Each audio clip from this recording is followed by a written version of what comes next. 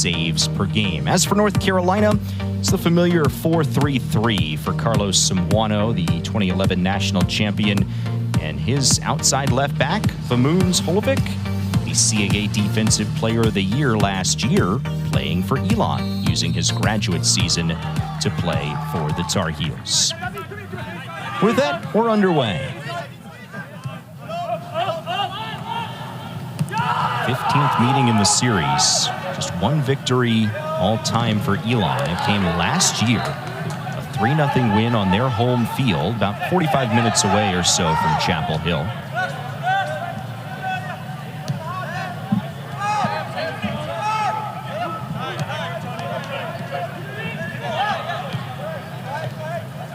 Jamison Charles making his first start of the season, 8 in white for the Tar Heels. No Riley Thomas tonight for Carolina. Thomas missing his 3rd game out of the last 4.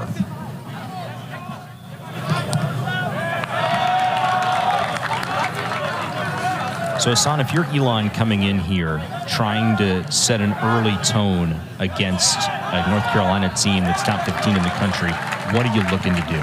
I think it's just staying to the basics. I think you got to come in, weather the storm for the next 10 minutes, make sure it's 0-0, because at the end of the day, if it's 0-0, you come out of here with a result. And so I think keeping it to the basics is important. Ben Rosenblatt wears the captain's armband for the Phoenix, 25 in red. Easily handled by Andrew Cortez, the 3rd-string goalkeeper for the North Carolina Tar Heels. Injuries have forced Carolina down to the 3rd string at that position. Now, the good news for Carolina is that Cortez was the team's primary starter a year ago. Arguably the most experienced 3rd goalkeeper in the entire country.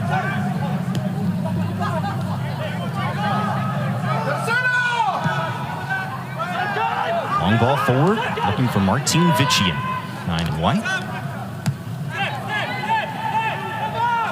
Elon on the counter. Sergio Gonzalez, our center referee tonight, blows his whistle for the first time.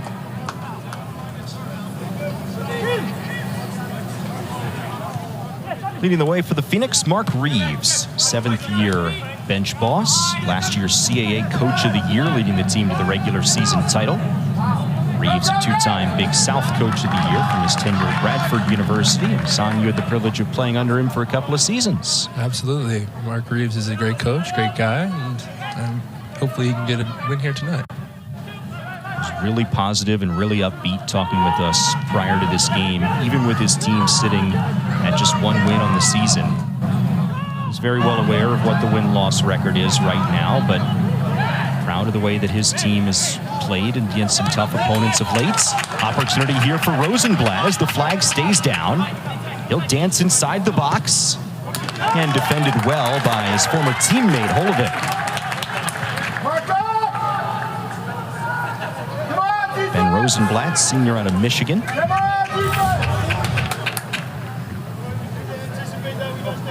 This is great driving play from Ben. And Vermoon does a great job to shuffle his feet and block the shot.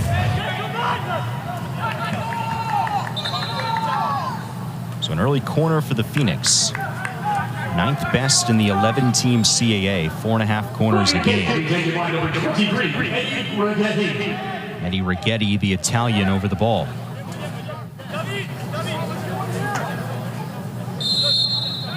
It's a golden opportunity for Elon to strike. First 4 minutes of this game. Righetti serves it. First ball won by Carolina, as is the second.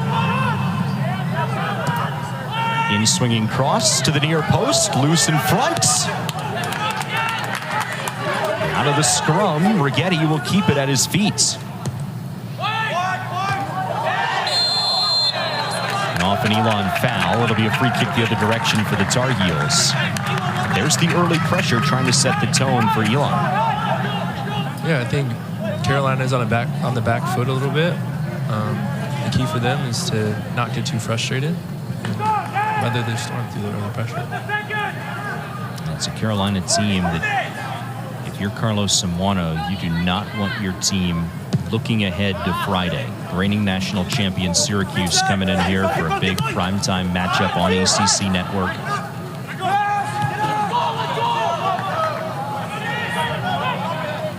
Wroblewski will clear it away for the Phoenix. Charles. Sam Williams wears the captain's armband for Carolina.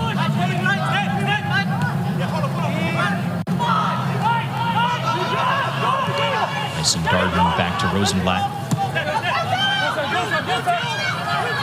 Sam Duran making a run. Zinhard will clear it back to Cordes.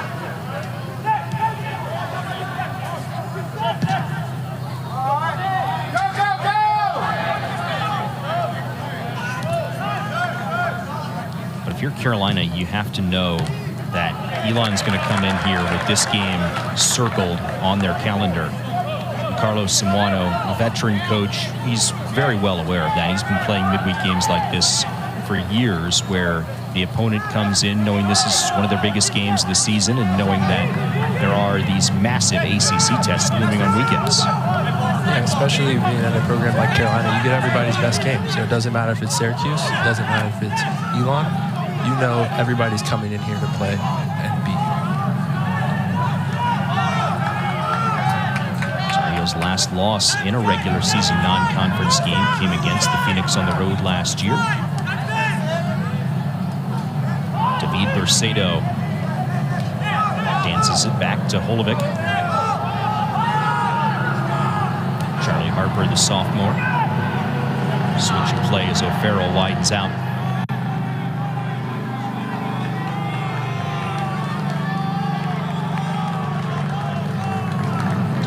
Played all the way back to the back line.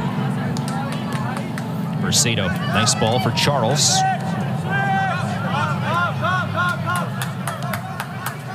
And this is a Carolina bread and butter. Possess the ball through the midfield, try and create opportunities through the system that Carlos Samuano loves to play. You know, it's a great defensive tactic at the same time, because if Elon doesn't have the ball, they can't score. You know, that's a phrase that seems obvious, but you sometimes forget that. It's Gustavo Atencio, who's down on all fours for the Phoenix, graduate student from Argentina. Take a look at what happened here.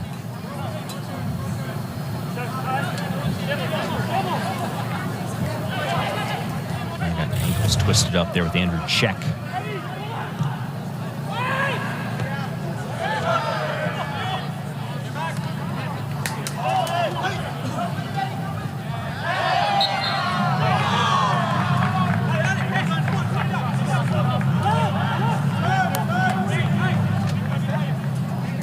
Kick to be taken by Zinhard.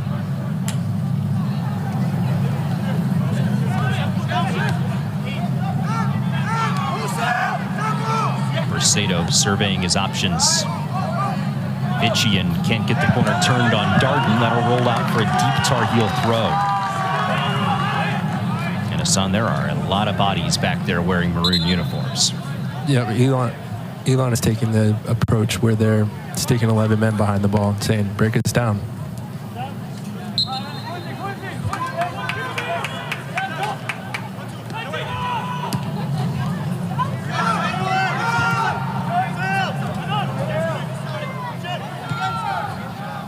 Check out for O'Farrell.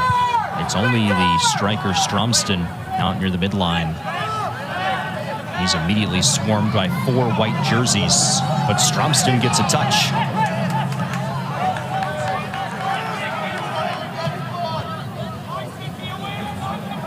Mark Reeves told us that an objective for his team early on would be to surround those key offensive players for Carolina and Vitchian and Ehrman. 10 goals between the duo. In the first 10 minutes, they've done a fairly good job. These guys have gotten minimal touches. Here is Vitchian, though, moving inside the box. Williams serves it for Charles. Too heavy and will roll out for a goal kick. Right idea by Williams there, you think? I think it was a great idea. I think the execution was a little bit lacking, but for Carolina, they just have to keep probing. One's going to break through as long as they have the ball and keep the pressure on Elon's defense. Scott Vatney, we talked about in the Open, member of the Mac Herman Trophy watch list, essentially the Heisman Trophy of college soccer, one of 2 Phoenix players on that list this season. Frank Gamikere, the center back, the other. That was part of Mark Reeves' point when talking about a matchup like this. He said, yeah, we're the mid-major coming in here, but yet we play a really strong brand of soccer, and elite players can come through our program, and certainly emphasized by guys like a Vatney or a Gamikere or a Hassan Pinto. Absolutely.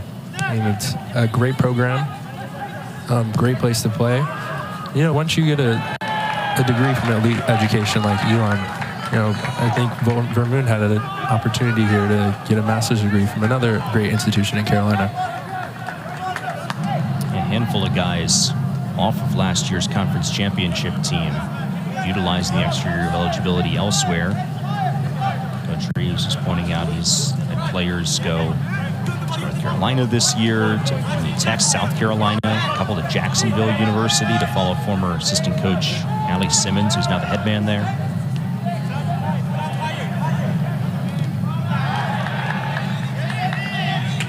Ball stays in play along the far side. Cut out by Zinhard. Second-year grad transfer.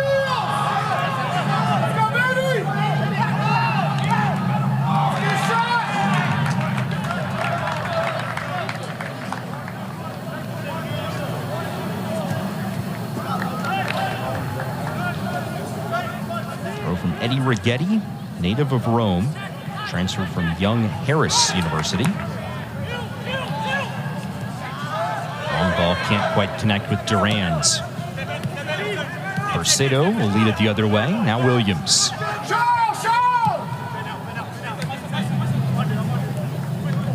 Such a testament to Sam Williams' natural leadership abilities and character that he wears the captain's armband as a sophomore who last year played as a 17-year-old freshman.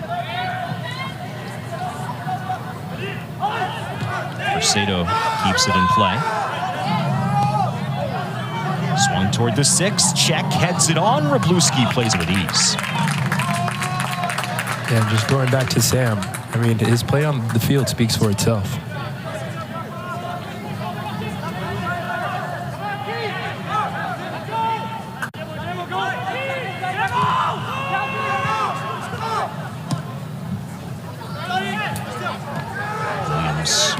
Touch there, product of the New York Red Bulls Academy. Set a record for the most USL 2 appearances by an Academy player. 36.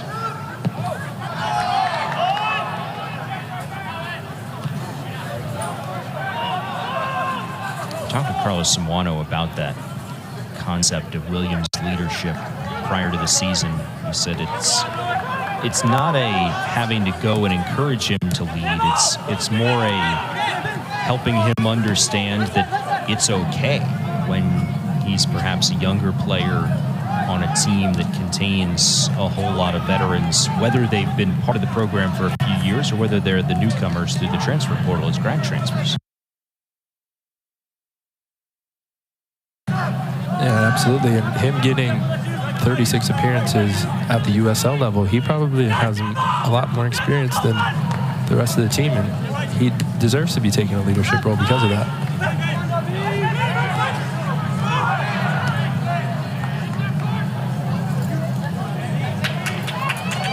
Righetti, the wingback, he's going to have a chance to play this ball in on a cross, does so, and Zinhard bangs it away for a throw.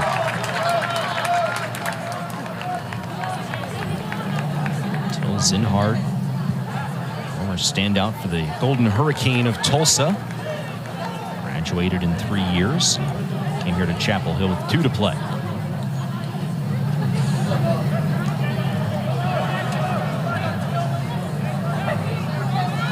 Chance for Elon to build something in their offensive half now.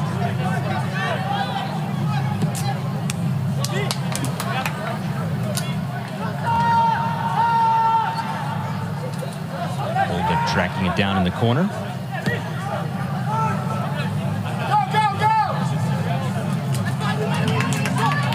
Deep for an Elon throw. So about 15 minutes in here. What have you seen as this game has settled itself out?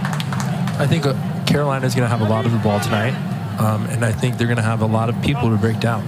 And the key for Carolina in this situation is don't get frustrated, keep it ticking, keep Elon moving, tire them out. And from Elon's perspective, I think they can catch Carolina on the break if they can get in transition a couple times in this first half.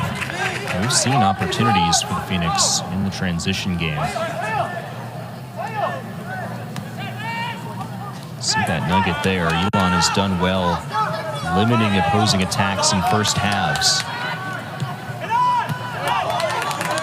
Now, they've only earned results in 3 of the 8 games so far this season, so the second half is a different story. And I'm asking Mark Reeves about what would be points of improvement for his side tonight. He definitely pointed to playing a consistent 90 minutes. He says sometimes we get something right, whether it's the offensive end of the field or it's the way that we defend, but it never seems like we can put it all together so far this year.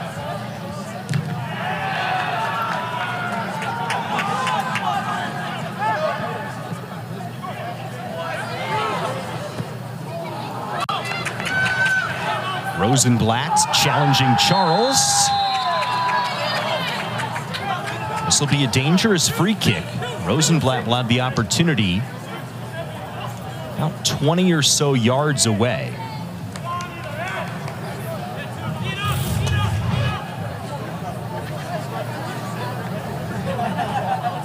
It's a great touch from Ben Rosenblatt. Just a little late on the tackle there from the newcomer to the starting lineup.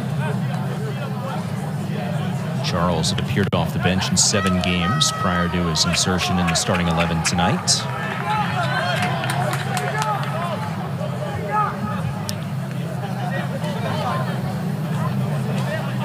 If you're Carolina here, how are you defending this set piece for the Phoenix? You've been training all week for these moments, and so now it's just about execution. Both sides, before the game day, you go through set pieces, and that's your training. It's Rigetti who takes it beyond the far post, and that's out for an Elon corner. What I'll say, though, is for Elon, they need to take full advantages of these opportunities because they may be few and far between throughout the match. Phoenix is already out cornering the Tar Heels 2-0.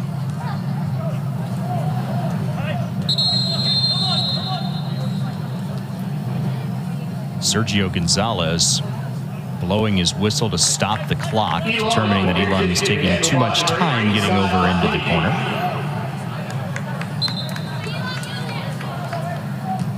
In swinger.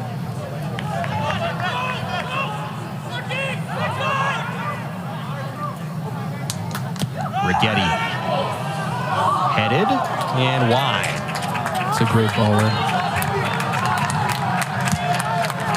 That was Frank Gamiker. Got a head on it.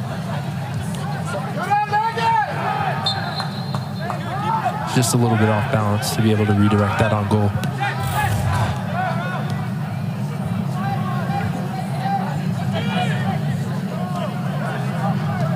So now Carolina, opportunity to clear it. One back, though. Batney in the Phoenix.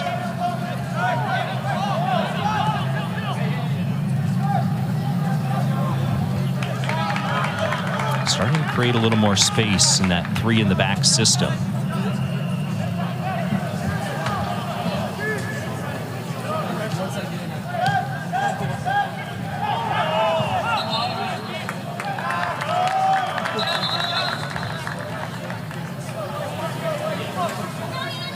There's Andrew Check, Illinois junior, who scored his first goal. 2-1 win against Duke a couple of weeks ago.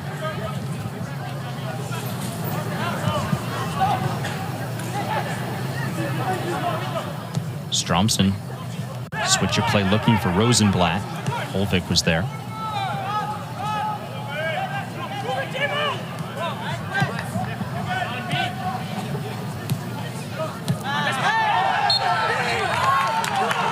Another Jamison Charles foul and another Elon free kick.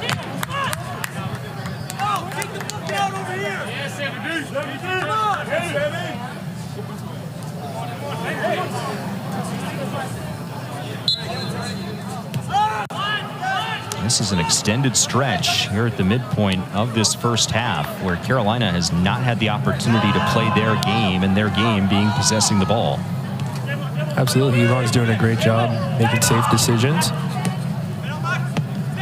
And honestly, on the repress, when Carolina does get the ball, they're doing a great job as well.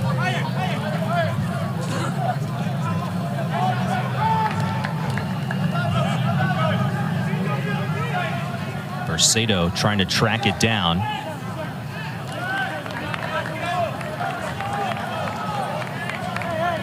Women's sports take over Sundays on ACC Network, and this week starts at noon Eastern with volleyball. Wake Forest against Syracuse, then a soccer doubleheader. NC State hosts Virginia, followed by #1 North Carolina and #17 Duke at 4 o'clock. Carolina Duke in any sport, always exciting. Sunday at 4 on ACC Network.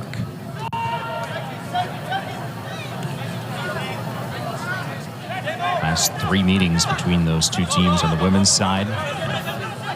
And an even split, 1-1-1.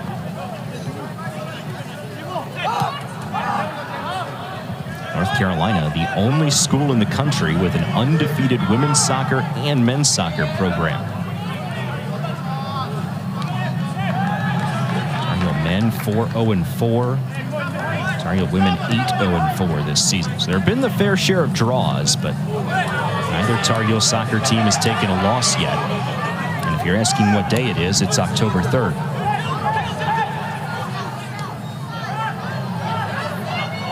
Cortez challenged.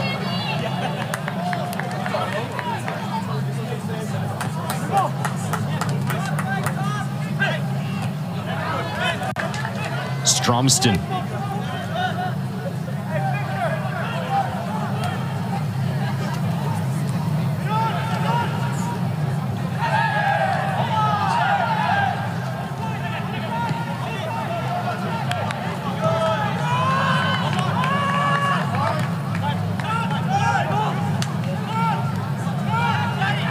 Vatney.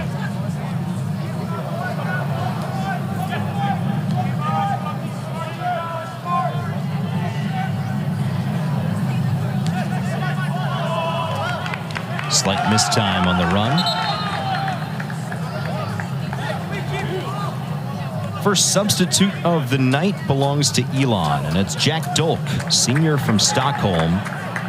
Last season, he had a brace in this matchup, helping lead the Phoenix to a 3-0 win on their home field. First win by Elon over Carolina in program history. Two teams had not met since 2009 prior to last year, but nice to see that they get together for a second consecutive year. And Mark Reeves talked about how his team is not going to shy away from any challenges. They play Duke every year, have the opportunity to play this home-and-home with Carolina. Vitchian takes a look. It's wide of the goal mouth, but nonetheless, Tar Heels trying to strike quickly.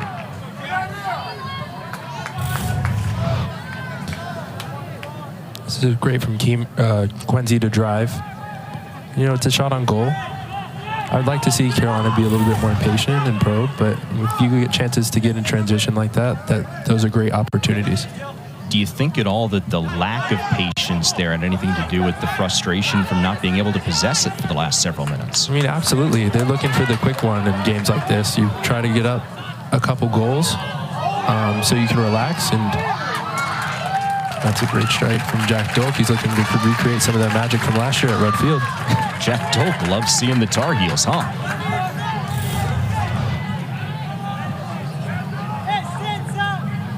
Good driving run.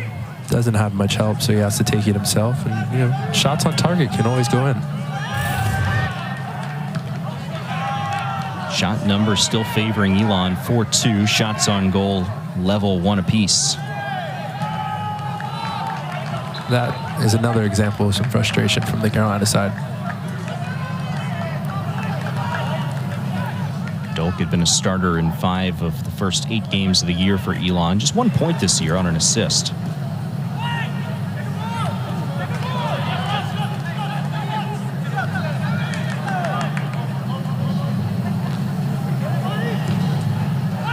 Ball across. Header cleared out. Batney had a chance to repossess.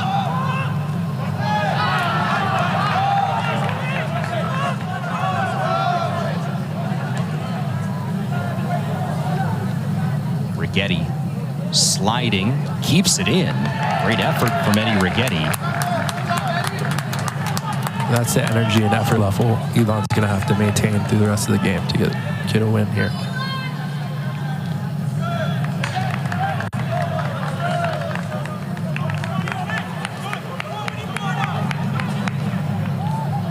Lone win so far this season for the Phoenix, coming against Jacksonville back on August 27th.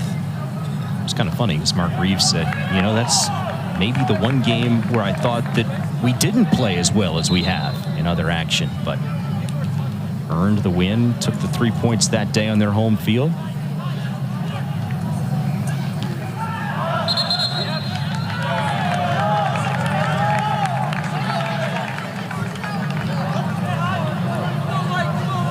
Tencio back on his feet as Cortez prepares to handle the goal kick here.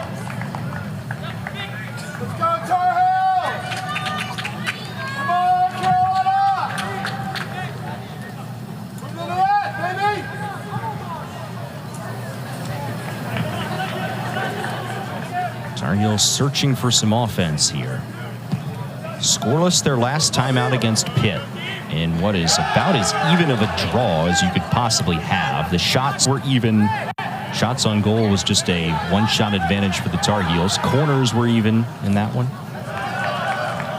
But yet, you called the Duke game, Hassan. It was a game in which the scoring took place in the first half. So the second half of that game, nothing doing offensively. So Carolina now, as this first half winds down, going on 4 straight halves without finding the back of the net. Yeah, and I think Quincy getting that red card in the second half of the Duke game definitely had something to do with there being no scoring and him not being involved in Pitt. But Elon's has done a good job of limiting his access to the ball here.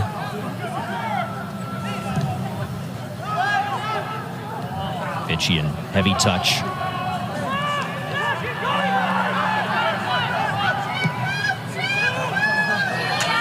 Dolk streaking forward. Cortez off his line, picks it up.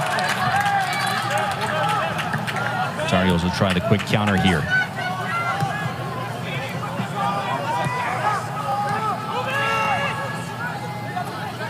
Charles with options. Widens for O'Farrell.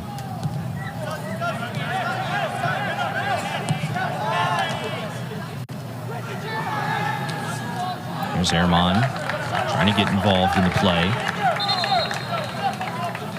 And it's certainly not a coincidence that Fitchian and Ehrman have not been very involved tonight. That was a focus for the Phoenix to swarm them early and often.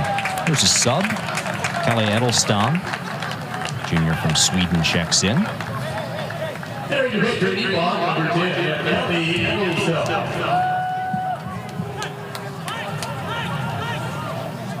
Here, boys, number 14,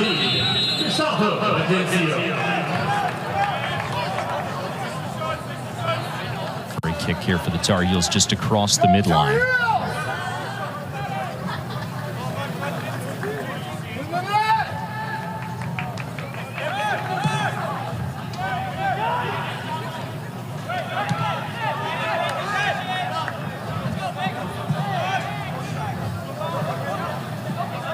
Zinhard does well to send it back for Cortez.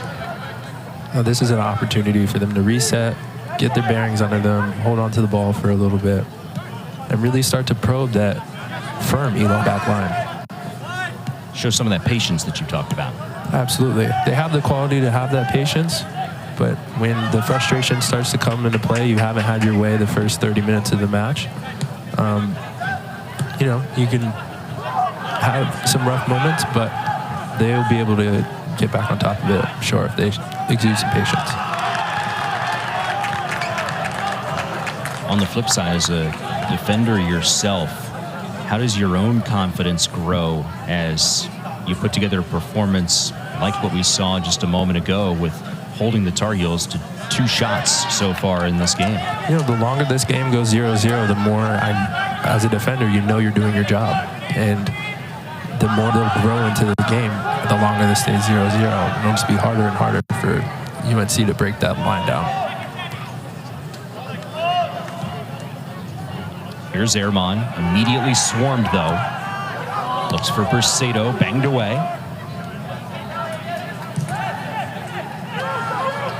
Stromston.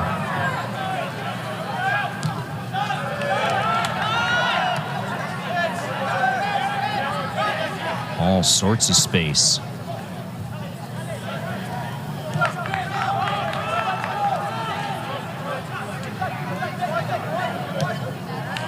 I referenced the consistency for Elon and how that was a focus for Mark Reeves and his teams this season went along. Their last action Saturday against a Hofstra team that came in the top 20 in the country. And spoiler, they're still in the top 20.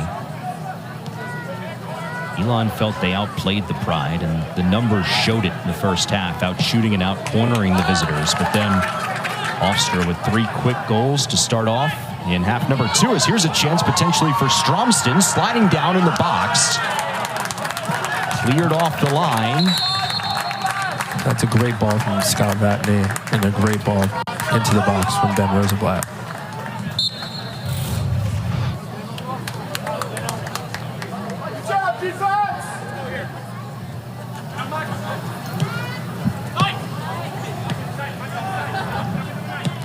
Rosenblatt, that one wide of the post and out for a goal kick.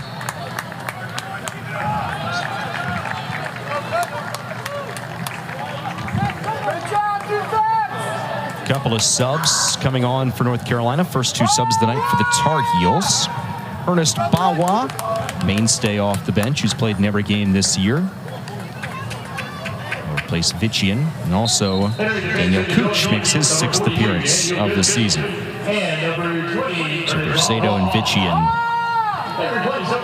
hit the bench for the final 13 minutes or so of this first half.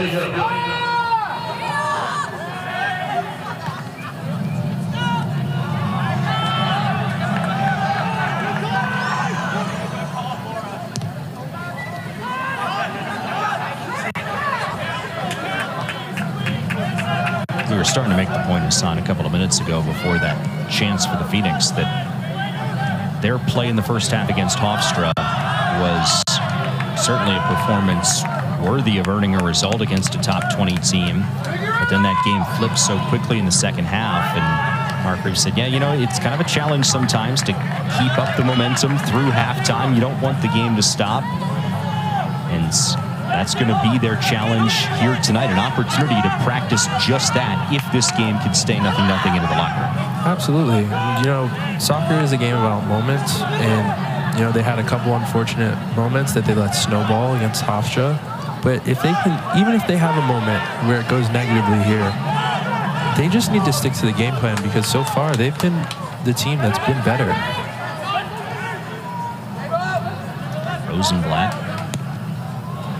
Sabaha. There's a foul anyway on Cortez. Elon is starting to get some chances on crosses into the box.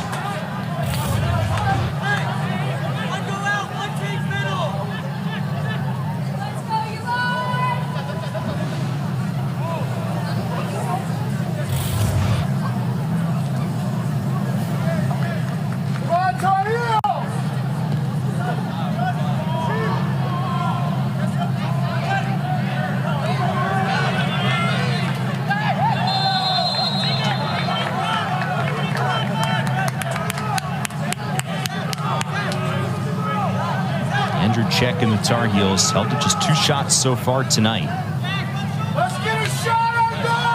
Carolina team that came in second in the ACC, averaging just over 15 a game, and that number nearly 19 against non-conference opponents.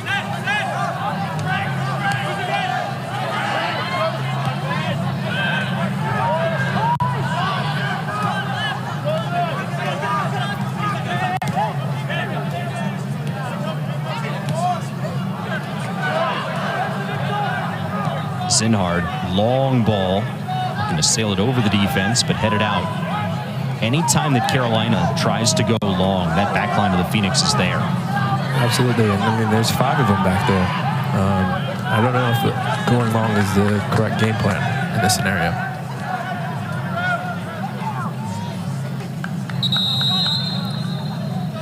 Play brought to a stop. Sam Williams had taken a hard tumble, but back up on his own, claiming he got elbowed in the face.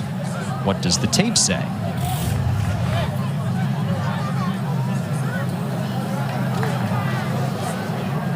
I think he caught a little bit of a wrist instead of an elbow.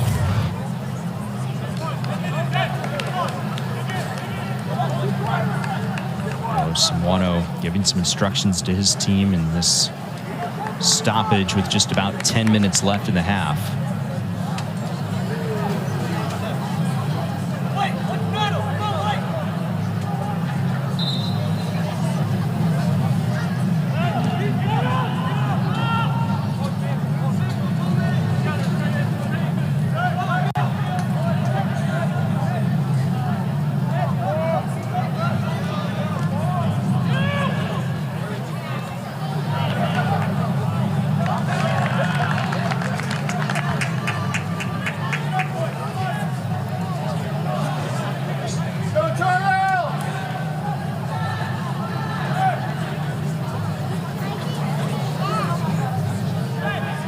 Zinhard cuts it out.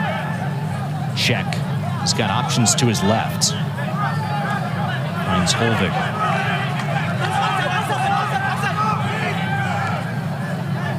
Williams right back into the proceedings.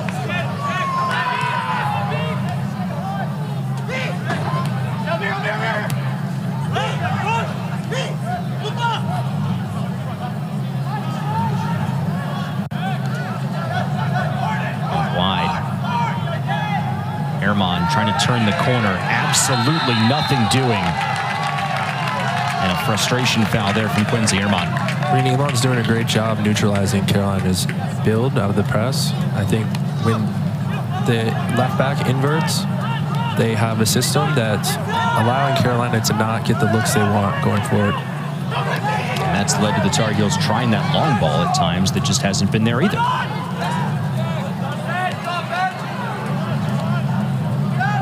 Check, pushing forward. Ehrman wasn't there, though.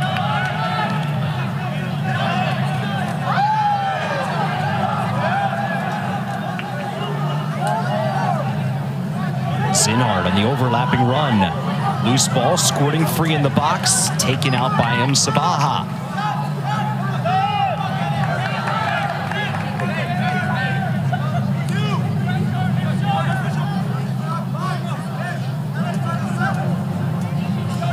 These are the moments where Carolina needs to exude some patience. You have it in their half. There's not a lot of pressure on the ball. They need to wait for the gaps to open up and let Elon draw them out a little bit. Harper goes over the top instead, and Cooch is called offside. That's another great example of Elon's organization on defense. Our Week 6 ACC Network football lineup starts Saturday at noon Eastern with Virginia hosting William & Mary. Then Wake Forest takes on Clemson, followed by undefeated number 17 Miami and Georgia Tech, 8 o'clock, Hard Rock Stadium. Potential collision course for an unbeaten Hurricanes team and an unbeaten Tar Heel team at Keenan coming up in a couple of weeks.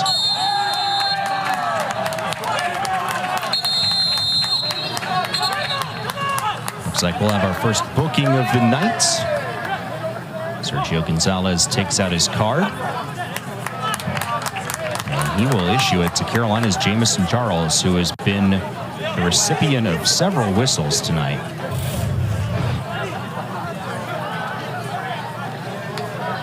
Yep, a little bit of a tactical foul.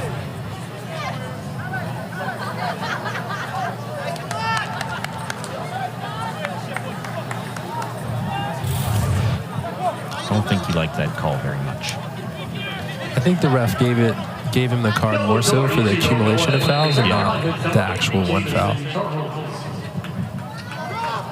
So Rigetti swings it toward the 6, headed on. Bawa sends it away.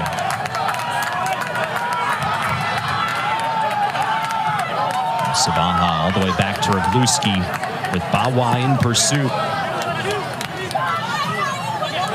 Charles does well to win it back. Ehrman on the left side now.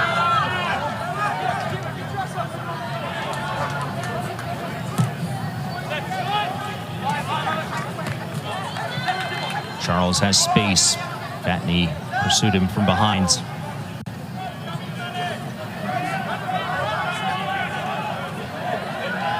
Cooch hits the gas pedal.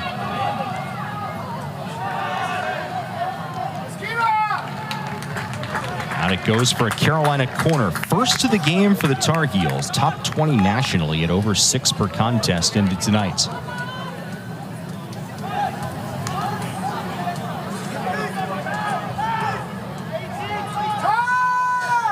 now a chance here for Carolina. Try and get something done on the set piece and erase a lot of frustration from this first 40 or so minutes.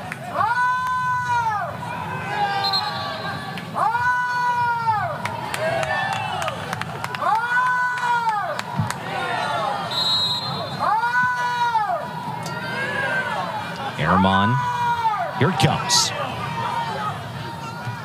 Header, check, and the flag goes up. Tar Heels were offside. That was Charlie Harper. Got his head on it, sent it back centrally, but unfortunately for the Tar Heels, flag went up. May have just went over the goal line.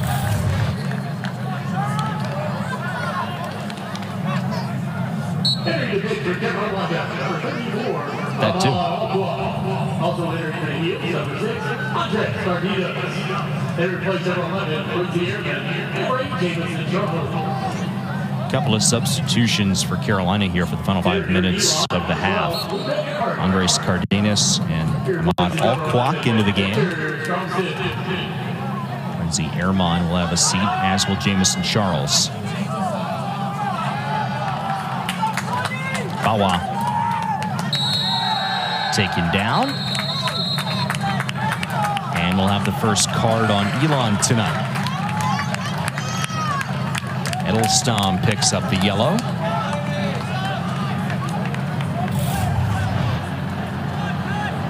Nifty little mag from Bawa there.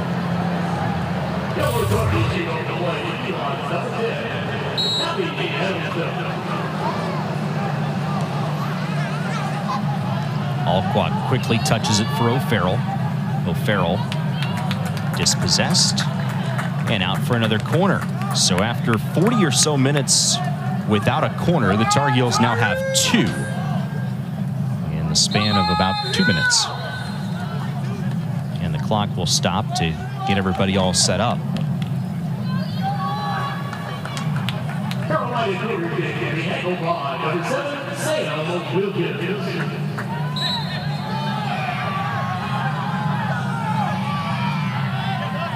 Williams.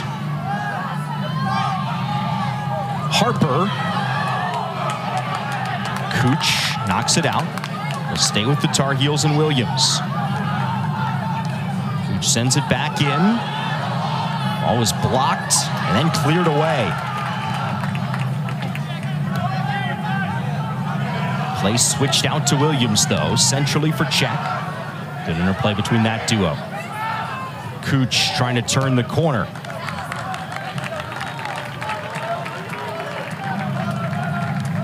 Momentum definitely on the Tar Heels side here. Elon's got to be careful not to concede late in this first half.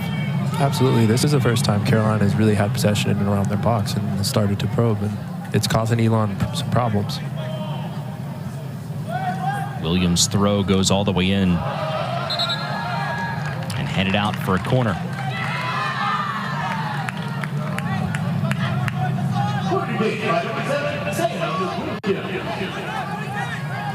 Sam Williams again to take it.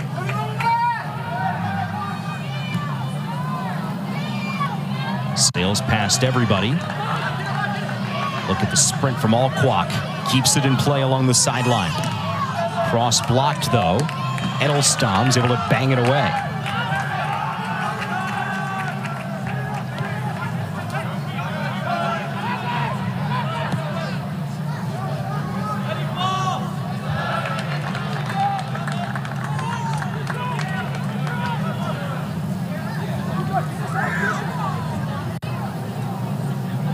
Even with that flurry of possession, Tar Heels did not pick up a shot at any point in there.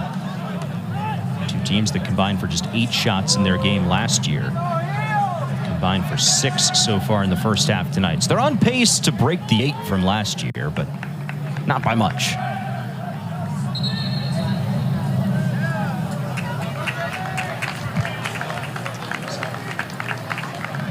Michael Clow comes in to replace Eddie Righetti. Clow began his collegiate career at New Hampshire, also had a stop at East Tennessee State in there. One of the returning players off last year's CAA regular season championship team. He replaces number 23, Eddie Righetti.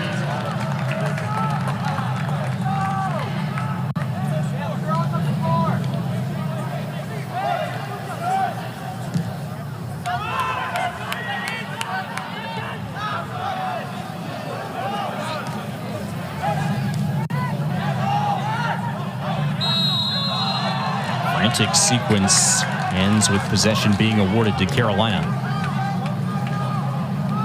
Final minute of the opening half now.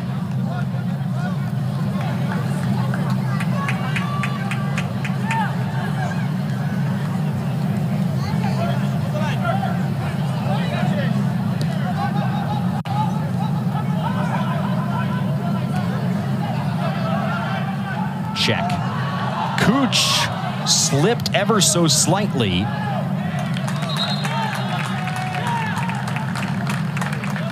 That's an unfortunate slip. I think he would have created an opportunity there. Yeah, thought he had the chance to turn the corner. So Carlos Samuano looks on and sees this game still tied. Neither team unable to score.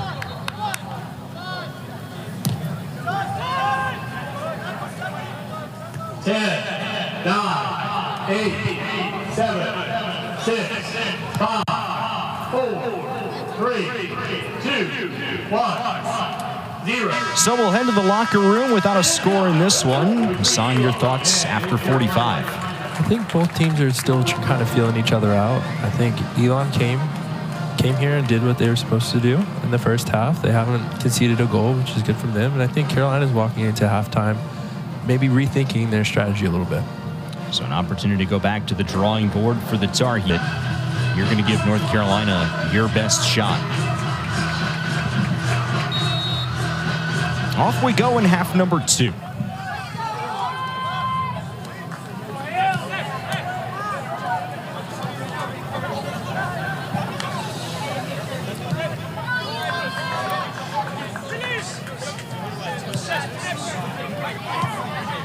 And right from the get-go, as we start the second half, we notice bottom left of your screen, 26 in white, that's Matt Edwards. Edwards played and started in the first 4 games this year for the Tar Heels. He's been a fixture along the back line the last couple of years. He has not played since the Virginia Tech game. That was all the way back on September the 8th. And now he is back in the lineup tonight for the Tar Heels. So did not start, didn't play in the first half, but makes his appearance here in half number 2. And the local product, definitely a welcome presence on this Carolina back line now. This is definitely an opportunity for him to get some good reps in and get his fitness back up for the ACC matchup on Friday. And we saw him warming up prior to the game and speculated that potentially it was just to get him through a warm-up and get him ready to go for Friday's big game against Syracuse. But the opportunity, as you said, to get that fitness back up in a game setting, that will only help the Tar Heels bolster their depth as this season goes along, because this is the time of the year where injuries can wear on you.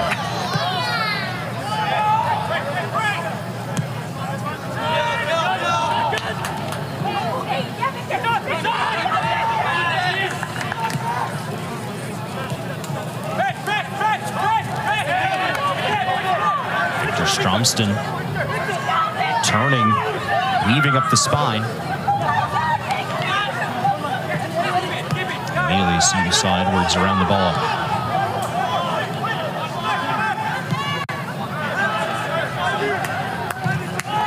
Low cross. Harper sends it out. There's Quincy Elon. Can't clear it effectively, though. Scott Vatney. Vatney takes a look, and Cortez gathers it in wide. So we know that Edwards is going to bolster Carolina defensively in half number 2, but let's go inside the Tar Heel locker room. We have all this discussion about the offense being unable to find its rhythm in the first half. What needs to change for the Tar Heels in half number 2? What do you think that halftime conversation was like? I think they need to not get frustrated, because they need to understand that they only need one goal to win. Maybe coming into the game, they thought it'd be a goal fest and a stat fest, but that's turned out to not be the case. And I think they just need to stick to the original game plan they had coming into this game that was given by their coach, and they'll be all right. Shot 42 in half number 1. Fitchian trying to get on the receiving end of one of those long balls. Sato.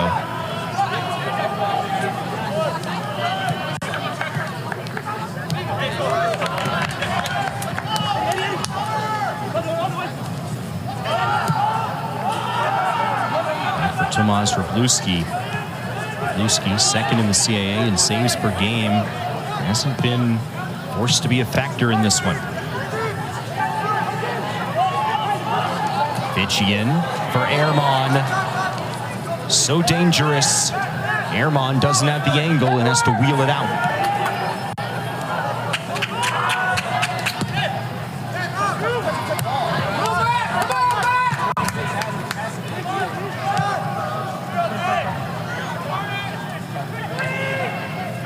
Fitchian again involved. It's a good tackle from Mason Darden. Mason Darden, Raleigh senior.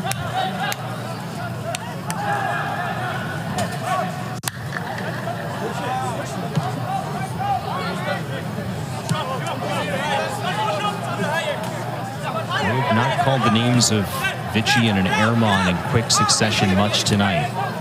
More sequences like we just saw. That could change that. Absolutely.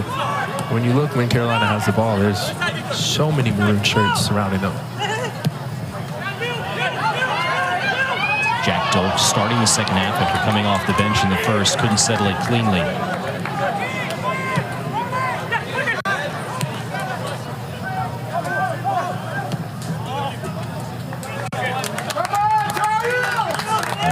Maroon shirts in the neighborhood. You see Joachim Blostenberg there. Even the most well-timed runs for Carolina tonight have not turned into chances way more often than not. Yeah, either the execution has been bad or it's been snuffed out by this tough Elon back line. Ehrman. Fitchian brings Wroblewski off his line, and the flag comes up. He was offside. You know, even though that was offsides, that's a good sign for Carolina. That's an example of showing patience, not going long, playing between the lines. If they keep doing that, they'll get one of those. Saw them called off once in the first half. You can look at it here.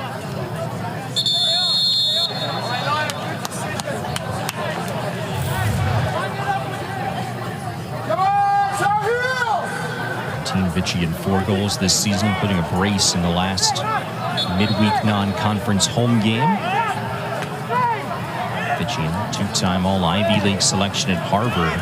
Really only played 2 seasons there for the Crimsons. Limited to 4 games due to injury as a freshman. Didn't play at all in 2020 because the entire season was canceled for the Ivy League.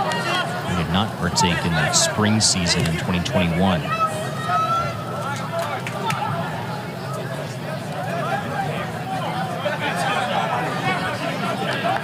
Familiar with the Harvard soccer team. My brother actually played at Princeton, and I saw him play Fitchian a couple times. Who came out on top? Princeton actually did. Look at that. Yeah, the hat trick from Kevin O'Toole, who's now on the NYCFC MLS team.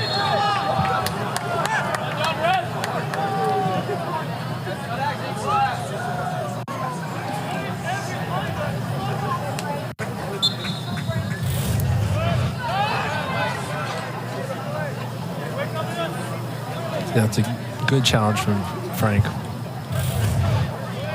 little malicious by Quincy. Mercedo pursuing Wroblewski.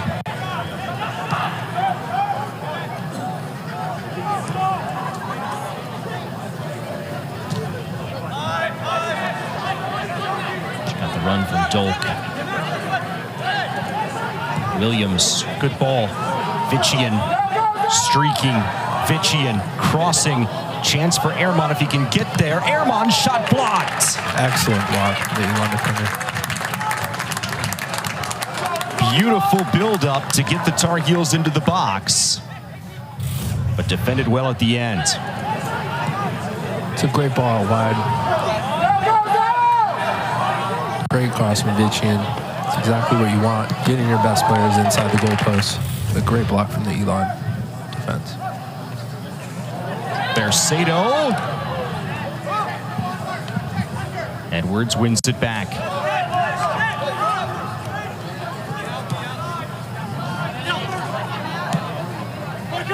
It's Ehrman trying to flick it back.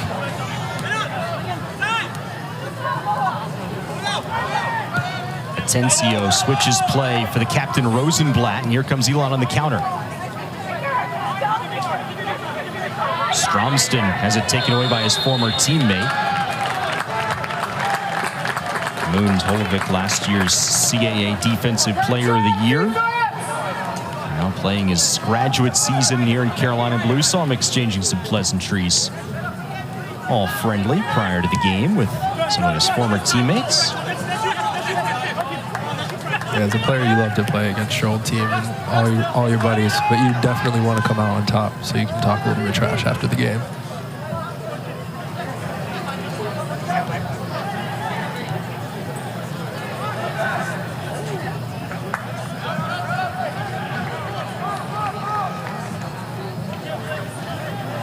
It'll be Moon to throw it in.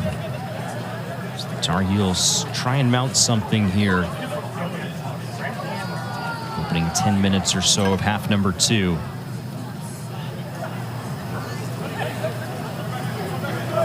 And Holvik trying to emerge victorious in this matchup for the second year in a row.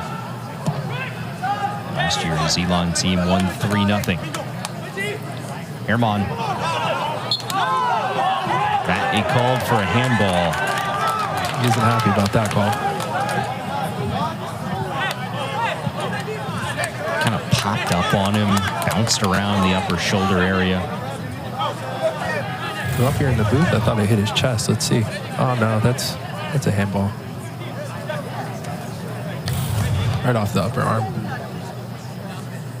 He's trying to say it hit his chest. It just looked a little weird from up here. It didn't pass the eye test. We'll say that. Absolutely, but I think it's the right call at the end of the day. So results in this free kick for Williams.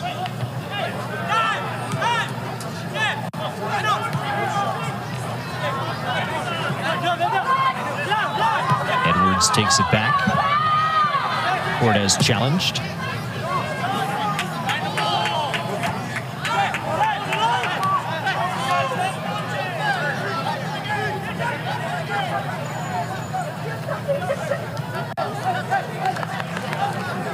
Williams distributes.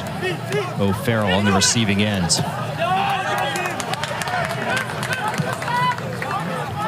This is a chance for Carolina to possess it here, be patient. As you said throughout the night, Hassan, probe the Elon back line. It's been so difficult all evening long. You know, certainly in this first 11 minutes, they've had a majority of the ball. And you know what happens when you have the ball is the other team is going to get tired, and it's going to lead to more gaps that Carolina may be eventually to find. Ehrman takes a left-footed shot. Wroblewski gathers it in. Ehrman took a look from distance just to make sure Wroblewski was awake. And he can score these. We've seen it in ACC play. When your best players are on the ball, good things are going to happen, and that's what Carolina needs to see more of. Bercedo takes it back. Bercedo back for Vitchian, blocked.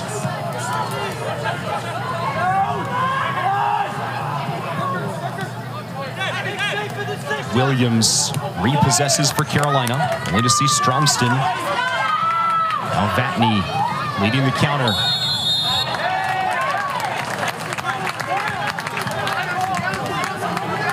The ongoing conversation between Scott Vatney and Sergio Gonzalez definitely has ratcheted up the last couple of minutes. It's a little bit of a tactical foul, and I think Scott is complaining that it should be a yellow. What do you think? I think it should have been a yellow. He's stopping the progress of a transition attack for the Phoenix. They let him play the advantage, but still.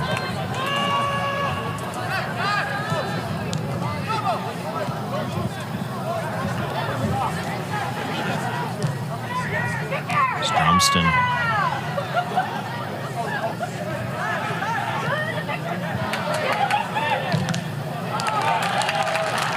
Slow bouncing ball, and it's touched out off of Carolina, so it'll be an Elon corner. Their third of the game and first of the second half.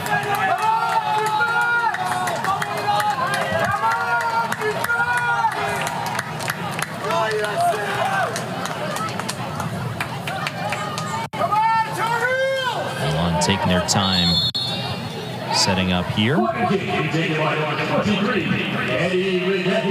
These are the moments they need to make count, especially when they've been on the back foot at the beginning of the second half. Second half that's been largely controlled by the Tar Heels, but an opportunity for the visitors. Rigetti. Cleared away. That was Ehrman that got there. Rosenblatt will take it back near the midline. Long ball blasted on. Darden settles it down. Cortez sees it squirt free. Then he's able to jump back on top of it. Ooh, everybody wearing Carolina blue had their heart stopped for a half second there. And that's an example of the keeper capitalizing on his opportunity to play. Andrew Cortez, the third string keeper, a starter in 14 games a year ago. Keeping this game scoreless.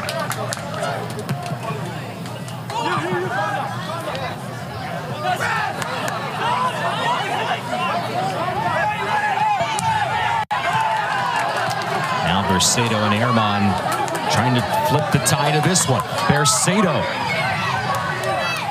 Flick back. Ehrman out for Check. Check can pull it. This time he sails it high, though. Now let's look back at what was nearly the first score of the game belonging to the visitors. It's a great shot from Marcin Darden. Keeper may have made a little bit of a mistake, but he adjusted for it accordingly. Jumped on it just before Stromston could touch it cleanly. Play has come to a stop here as a couple of players receiving some attention from the training staff. I believe that it was Rigetti who had lost his footing, perhaps cramping a little bit on a relatively toasty, all things considered, early October evening.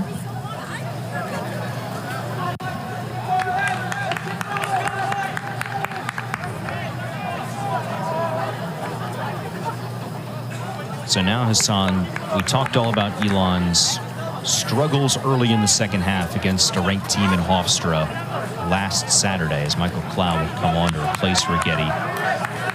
So far, they have improved upon that one game into the future by keeping this game scoreless 15 minutes into the second half. How do you keep it going now for the final 30? I think it's maintaining that level of focus that they've had through the first 60 minutes. Elon has done a really good job of keeping the lines tight. And they've been really hard to break down. But as the game goes on, they're going to start to get tired. And what comes into play is that level of focus in the attacking end and in your defensive box. As they get one goal, they come out of here with a win. What a win it would be for this team that is looking to put a consistent 90 together. Vatney, tempted through ball. Ball squared away. Another Elon corner. Come on, defense! Come on, defense! Corner kick to be taken by number 14. Gustavo Atencio will stand over it.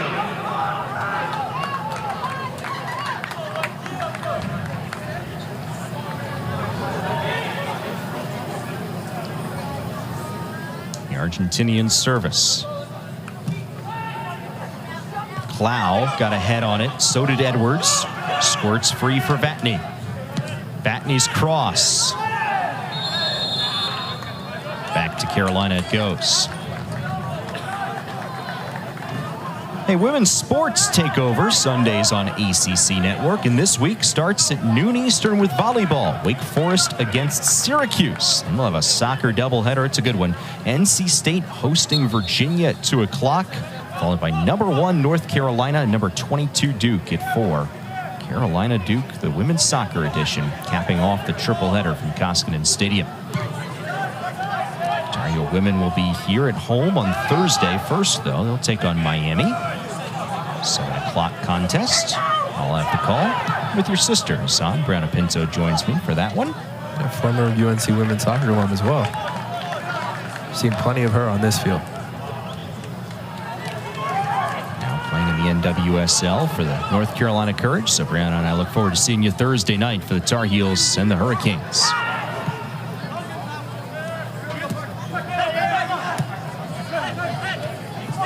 Williams trying the back heel flick. Stromston. Edwards comes flying in, takes a hard tumble, bounces right back up though.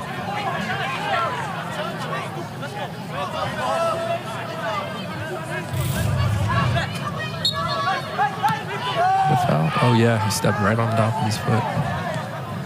That was one of those sting in the morning.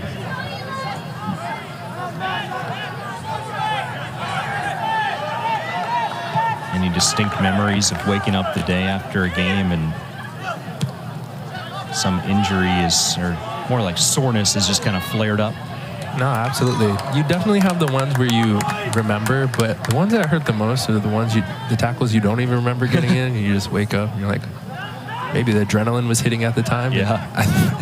Matt Edwards popped right back up, but I think he might be feeling that one in the morning.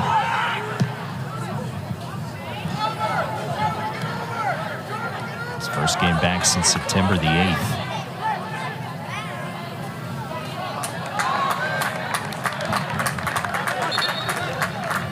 A goal kick for Cortez and the Tar Heels, who will make a couple of subs. Forward swap of Ernest Bawa and Daniel Cooch. So now their Sato will have a seat, as will Vichian. So they'll have the opportunity to catch their breath and come back in for one last push here late in the second half. And number 13, Davi for Sato.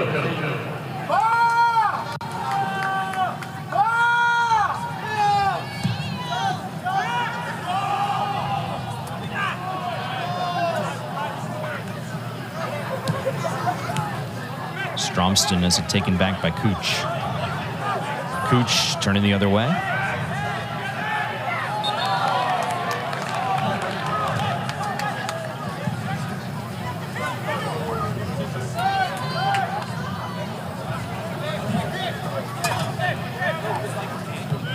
Seems like Elon settled this one down a little bit in the last 5 minutes or so. Yeah, absolutely. I think they've taken a little bit of the emotion that Carolina came out with at the beginning of the second half, and they've slowed it down.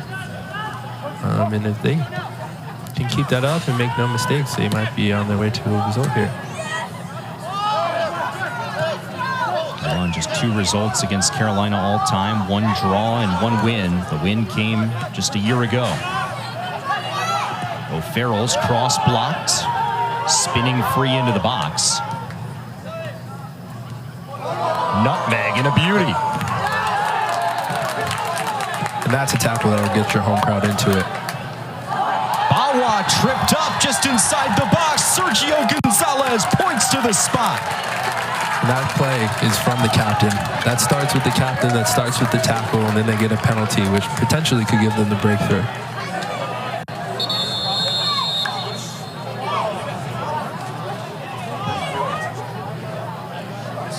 immediate play is under video review. And they will take a look at this to confirm that the foul occurred inside the box. That is a reviewable play in college soccer.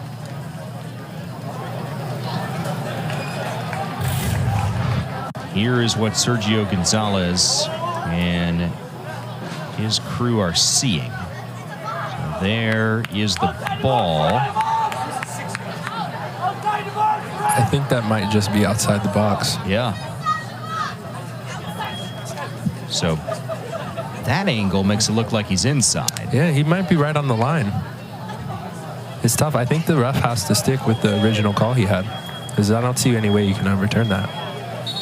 And after review, that is the case.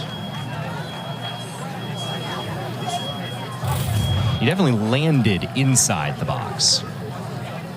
100%. And the thing about VAR is it has to be undisputable. Right.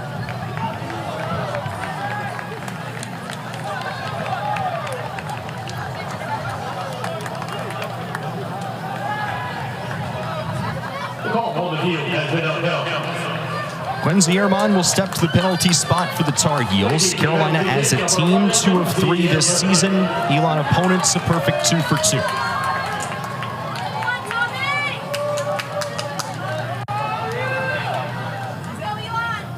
Ehrman to break the tie. Off the post and spins in. It's a great finish. And you know, when the season's going your way, you get bounces like that. So the Tar Heels strike first on the PK. And it all begins with this foul. Definitely a penalty.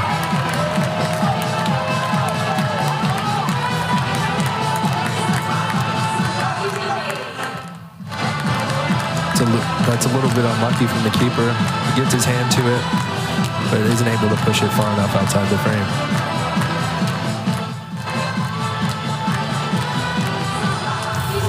Now Bluski got the mitts on it, as you said. Quincy Ehrman did his job. He put it on frame, and when you put it on frame, good things happen.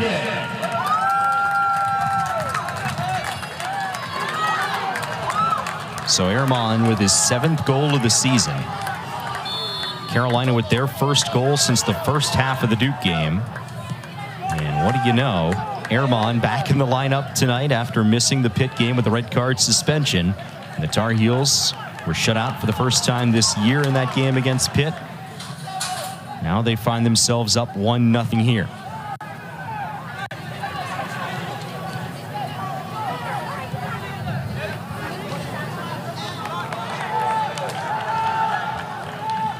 So now, if you're Elon, you've been playing so well defensively all game long.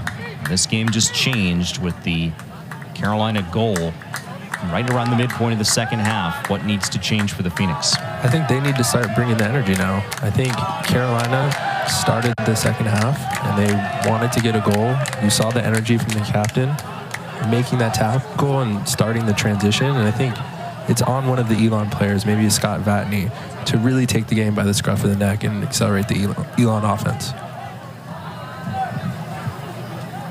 So nice and Darden there. He nearly put the Phoenix on top. The ball that Andrew Cortez couldn't handle cleanly.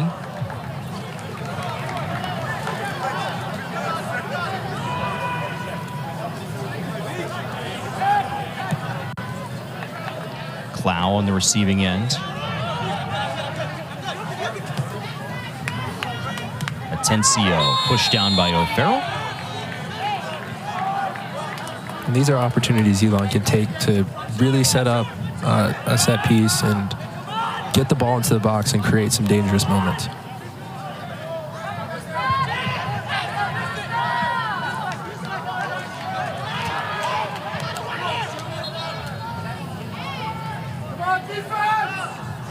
Atencio. Ball loose around the 6. Cooch. Cooch leading the break the other way. Some nifty skill to get out of pressure there. Great job, Matt! Great job, Matt! Victor Stromston and Cooch. All sorts of intertwined over near the sideline. Yep, just a little nutmeg right out of pressure. And from Victor's point of view, he's trying to stop the UNC from attacking from that situation.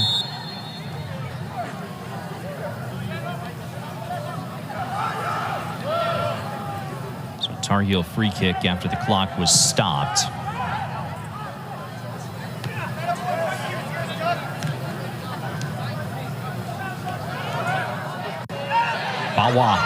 Bawa working it centrally. Has options. It's Edwards pushing up on the overlapping run. Drops it back. Edwards once more.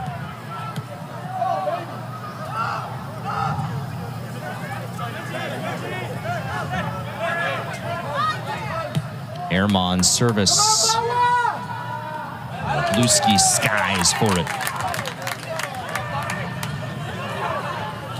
Atencio thought about taking it right up the spine. Instead, drops it wide for the captain, Ben Rosenblatt.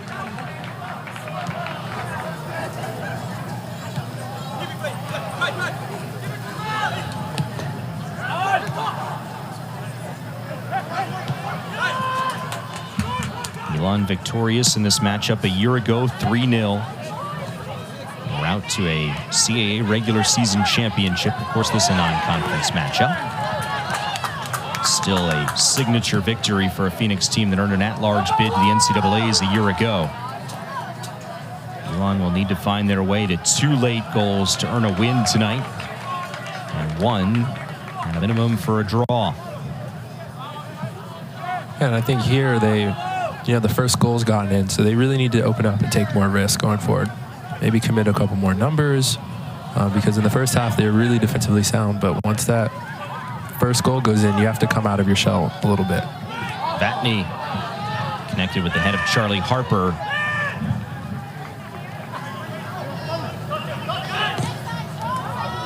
And cross sails high and wide.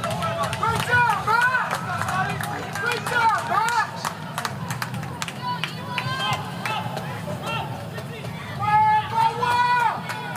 Mark Reeves looking on.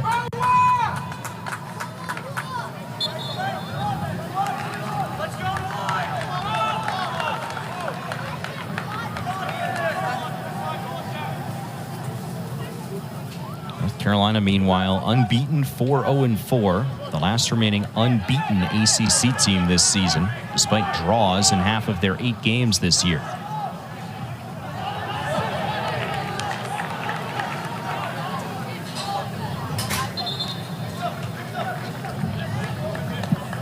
A couple of Elon subs, just under 20 minutes to go. Luca Earhart, former James Madison standout. August Kinley in as well.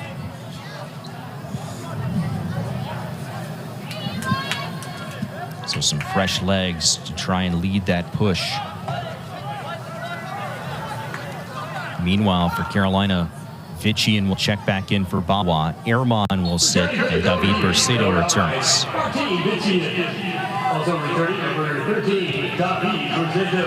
Off the side netting, another goal kick for Cordes.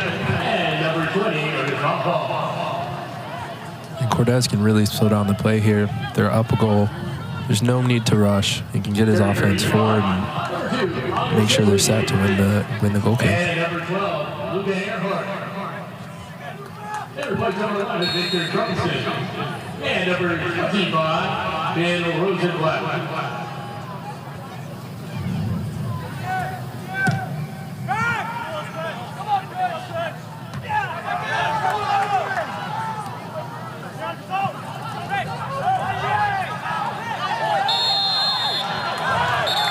Physical sequence ends with possession being awarded to the Tar Heels. Matt Edwards calling for a card to be issued.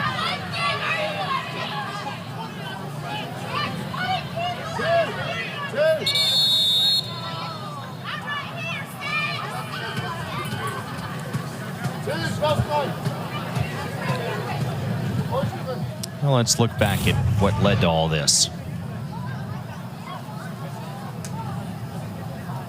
Yeah, it looks like he handled the ball after he thought he was fouled, which in reality, I don't think he was.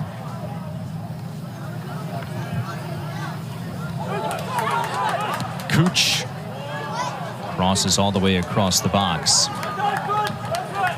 And Elon will have a goal kick. Our Week 6 ACC Network football lineup starts Saturday at noon Eastern with Virginia hosting William & Mary. Then Wake Forest takes on Clemson, followed by undefeated number 17 Miami and Georgia Tech at 8. Good triple header of action coming up on Saturday. Another CAA ACC matchup as well. Yeah, William & Mary and Virginia.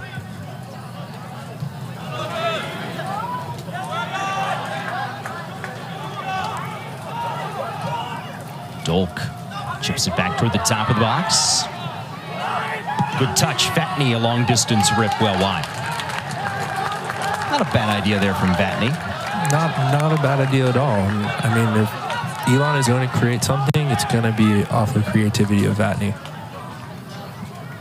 He had a half field goal against Jacksonville earlier this year.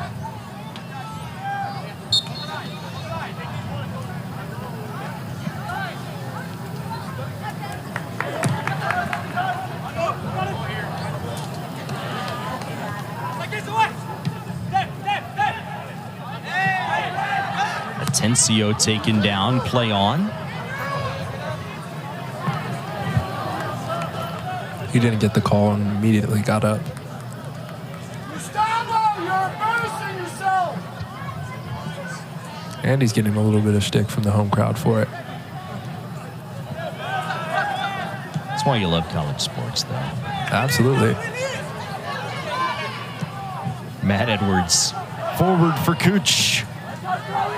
Defended well by Clow.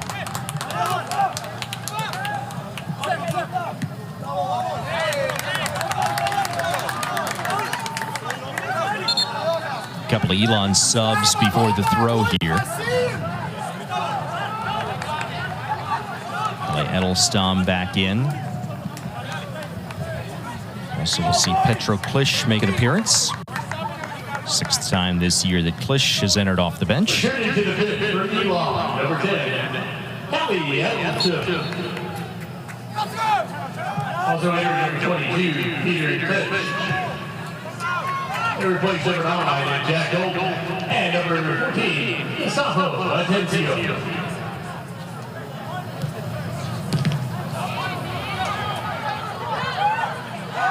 There's an opportunity. Out wide, it's Klisch, the substitute. And it'll be an Elon corner with just under 15 minutes to go. Another opportunity for them to get the Phoenix to get back in the game. And Klisch comes into the game and makes an impact. Creates this set piece chance.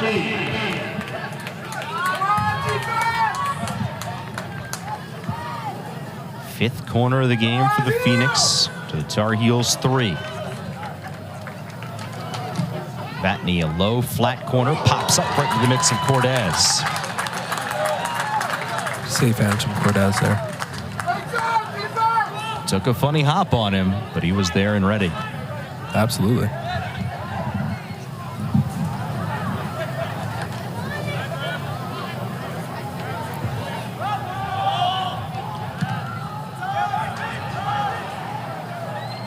First ball won by the Phoenix, and a foul to boot.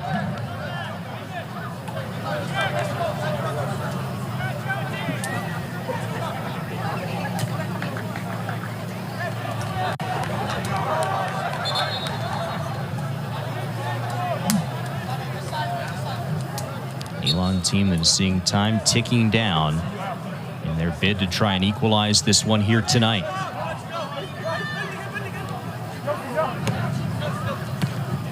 Earhart's touch heavy. Vatney.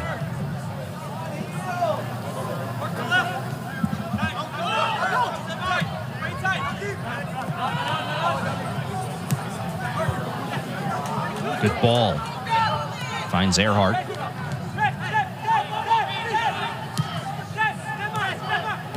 Williams for Cooch.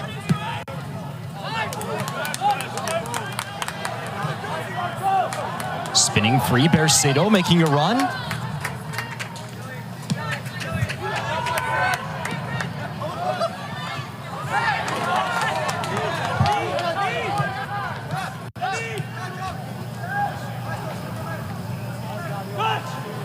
Cooch keeping the pressure up for the Tar Heels here. And it'll bounce away for a corner.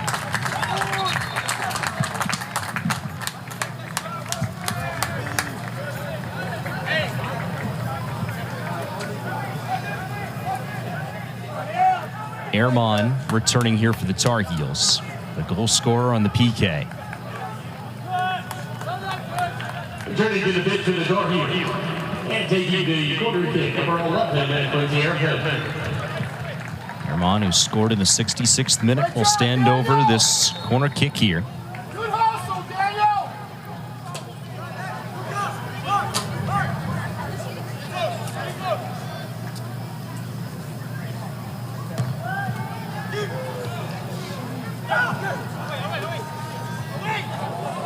Chance for Ehrman. Regathers.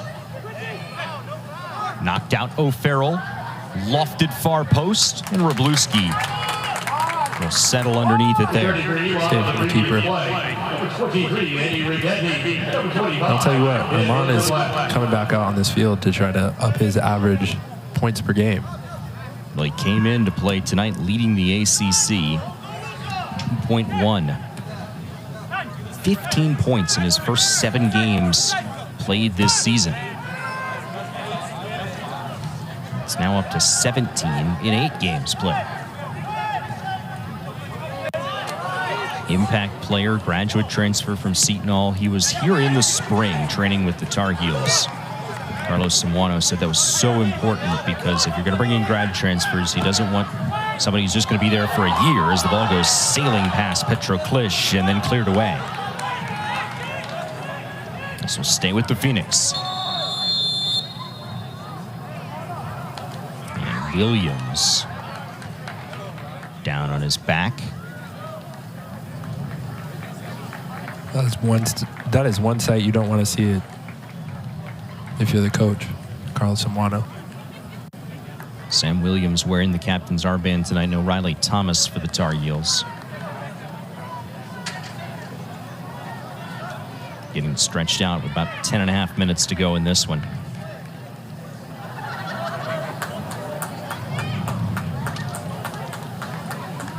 Glad to see he can continue.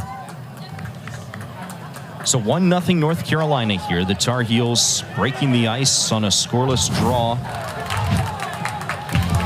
Ernest Bawa fouled just inside the box. It leads to a Quincy Ehrman PK. Initially stopped by Tomas Wroblewski, trickled in off the post, and the Tar Heels lead this one 1-0. There you could just see the Tar Heels breathe a sigh of relief once that went in. As we talked about, this was a first half that Elon's defense controlled the tempo of this game. Absolutely. And, you know, the tension builds the longer the game goes on 0-0. But the Tar Heels were able to find the breakthrough, and you can see they're playing more relaxed now. Well, Victor Stromston, the starting striker, will come back on for the Phoenix here. Good to see Sam Williams able to continue on. He replaces number 10, Kelly Edelson. Come on, defense!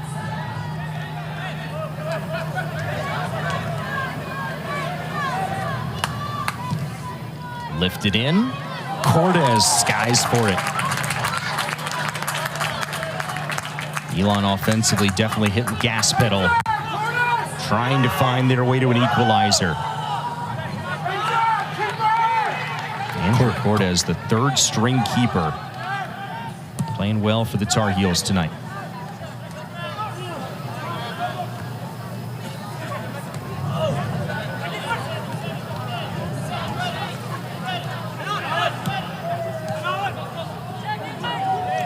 Great bit of skill from Scott Vatney.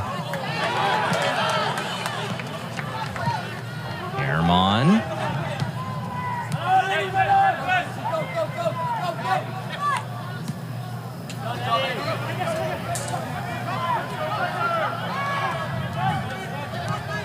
care, widens out. Rosenblatt, space to run for the captain, closed down by David Bercedo. Long through ball. No one made a run for Elon. Cortez is going to hold that ball as long as possible. Tick, tick, tick.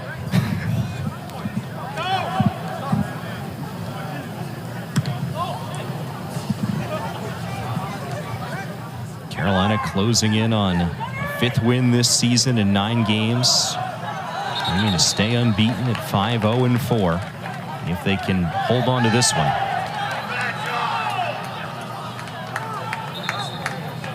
Elon just gave the ball right back to him.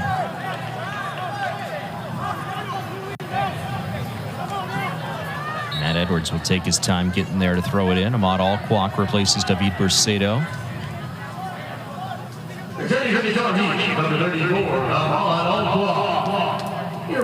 Son, we talked throughout the broadcast about Carolina not getting caught looking ahead to the reigning national champions from Syracuse in their visit here on Friday night. Svitchian tries to double the lead. His shot blocked. You know, they definitely haven't looked ahead. It's been maybe tougher than they thought it would be coming in, but right now they're getting a result at 3 points. Herman skies it out, but that'll take time.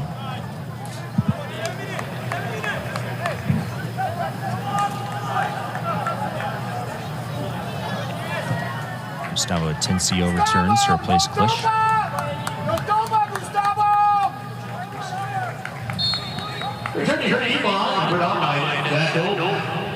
Jack Dolk also back in for Elon.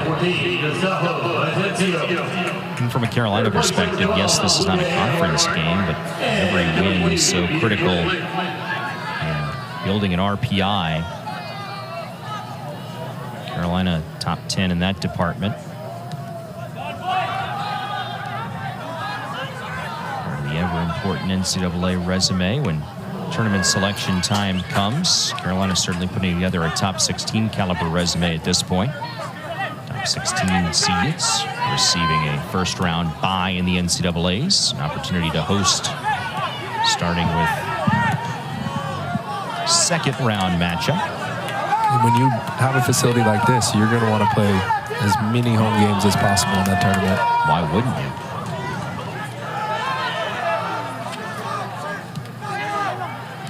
Elon players, when they got off the bus and walked onto the field, all had their phones out earlier today, taking pictures of the facility. Actually, absolutely beautiful place. Herman took a hard tumble, and the card displayed.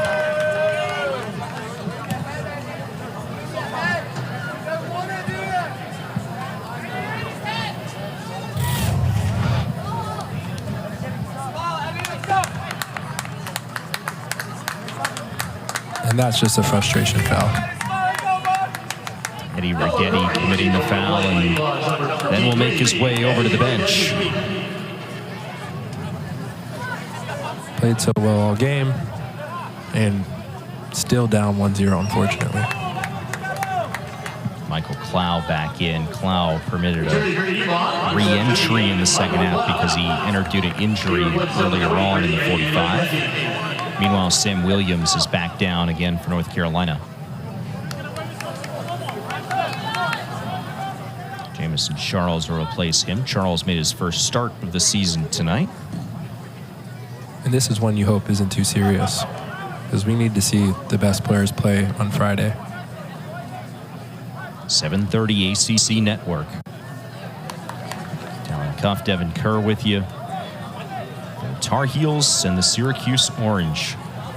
They've played in the ACC tournament each of the last 2 years.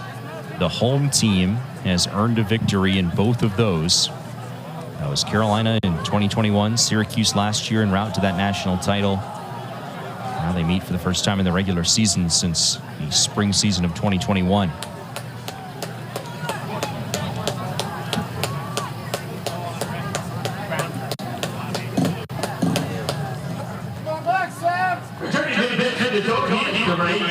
We talked about Syracuse's game against Duke at halftime. Coming off a performance in which you concede 5 goals on the road, having to come right back out on the road and take on a team that is in great form like Carolina. That is certainly a challenge for Syracuse, but also Tar Heels know they're going to get a very hungry Orange team. Absolutely, and they're coming 15 minutes down the road, and you want to come take Carolina and win a game. Don't want to lose to Duke and Carolina in the same season, especially when you're the reigning national champions. Just shows you the depth of the ACC yet again this year.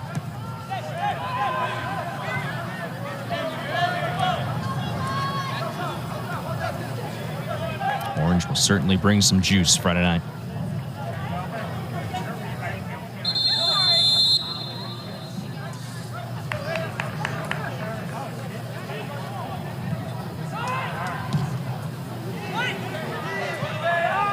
Holovic deferring for Cordes. Last year's CAA Defensive Player of the Year, 5 minutes away from victory in consecutive seasons in this matchup. 1 win with each team.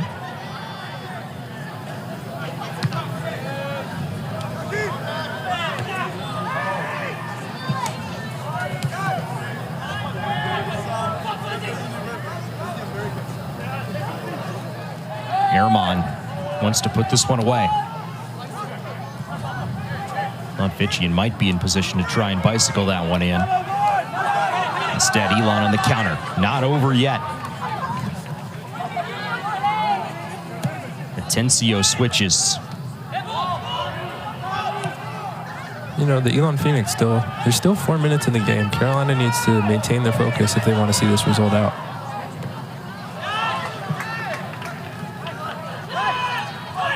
Gamiquer. Vatney forward. Check pops it up. Can't clear it cleanly. Zinhard. Gamiquer. Nice footwork. Drop back now for Vatney. Clow serves it in. No one there. Cordes will bat it down. Here comes the time ticking again. Yeah, but as a keeper, if they're not going to impress you, or they're going to press you solely, why not waste all the time on the clock? You can. Game within the game, right? Absolutely.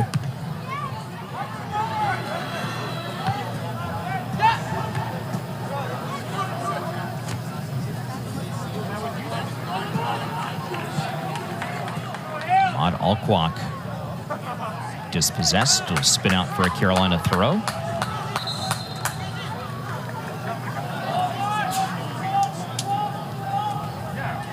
Quincy Airmon's night comes to a close. Ernest Bawa will come in. Another game, another goal on the score sheet for Ehrman. 7 now this season. That's the official number. Unofficially, it's 8. He had another goal against, by the way, the Elon bench was just shown a yellow card.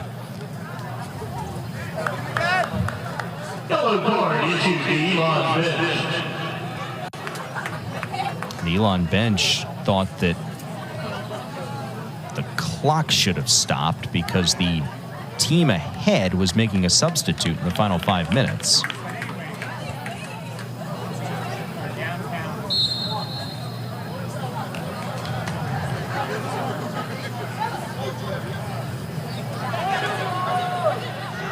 Fitchian. Walk for O'Farrell. Gamiquer.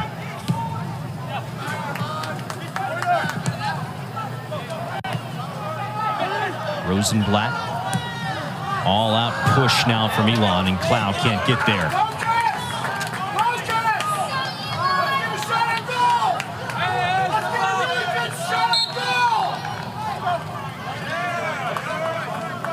Finish the point there on Airmon. He had a goal in a game against American that was ultimately canceled due to inclement weather. Game was stopped. Not enough was played, so that goal does not count. Sergio Gonzalez. this game to a stop momentarily.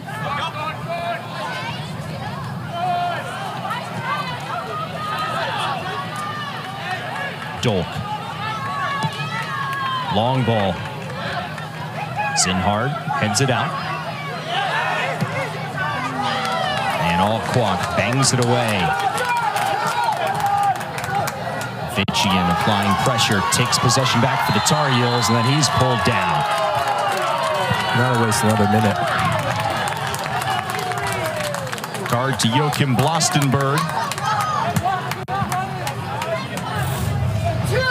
Again, I just think this is another frustration foul. The Elon defender had control of the ball. Vitchian was able to take it off him, and he decides to foul him.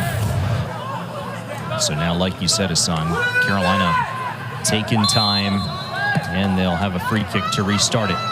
Bawa. That's an acrobatic try. Trying to get himself into the score sheet late.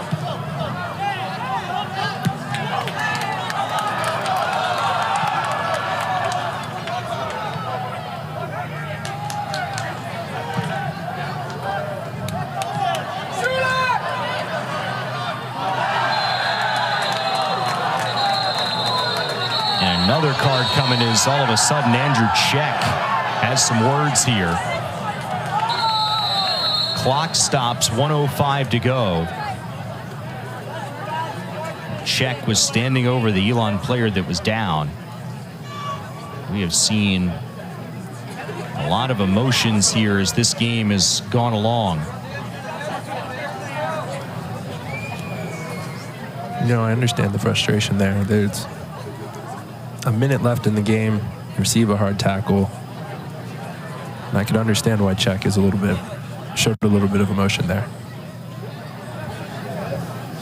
Hard fought affair tonight, frustrating at times for the Tar Heels.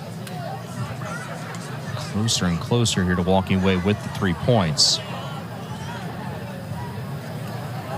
And I think that's fair.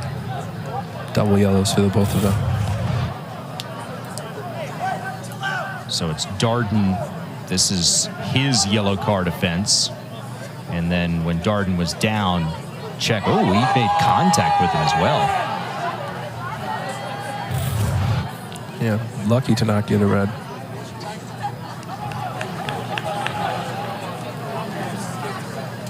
Yellow card, using the play, Elon's number 4, Bison Darden. And for Carolina's number 4, Carlos Levy will come in for Darden here.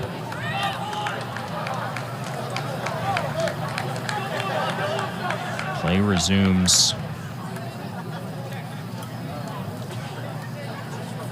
1:05 will be remaining.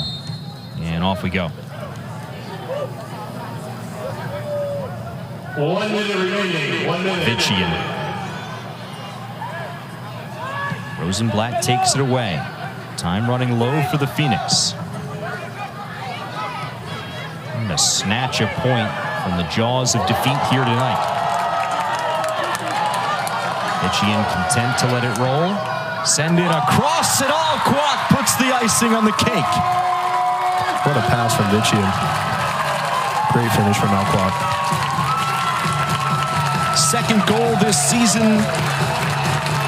And Ahmad Alquak will finish this one off for the Tar Heels.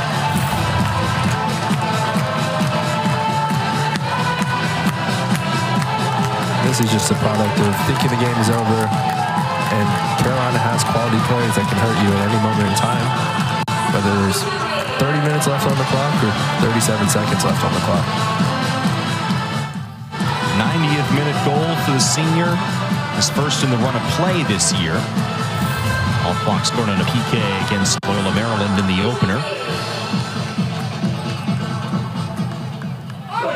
So the Tar Heels score multiple goals for the 5th time this season. They are 4-0 in the previous 4, and now on their way to 5-0 when scoring at least twice.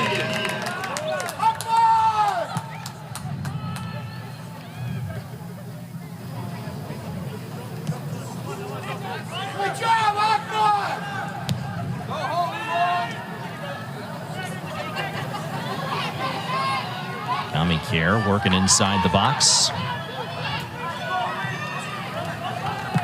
Dolk.